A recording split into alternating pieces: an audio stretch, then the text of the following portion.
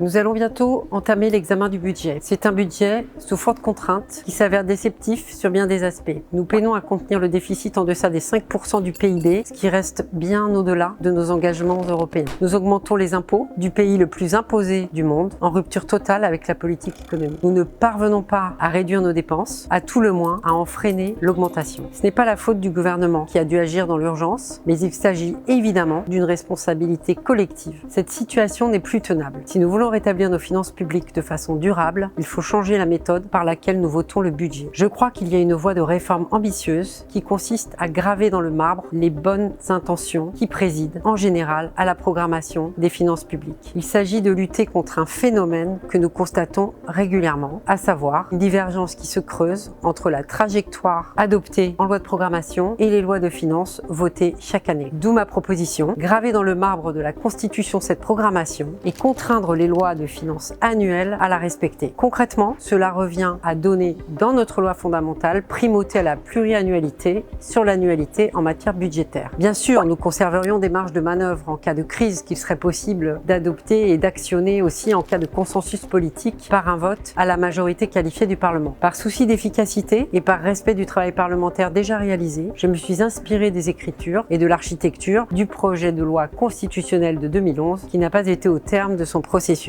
Il entre en résonance avec le modèle européen du cadre financier pluriannuel qui prévoit également une programmation pluriannuelle. Enfin, cette proposition de loi constitutionnelle renforce le rôle du Haut Conseil pour les finances publiques afin d'éviter les erreurs de prévision qui peuvent conduire au dérapage que nous connaissons aujourd'hui. J'espère que cette proposition permettra d'accélérer le rétablissement de nos finances publiques. Je pense que la France doit regarder en face ses démons. Il en va de la souveraineté et de la prospérité de notre nation.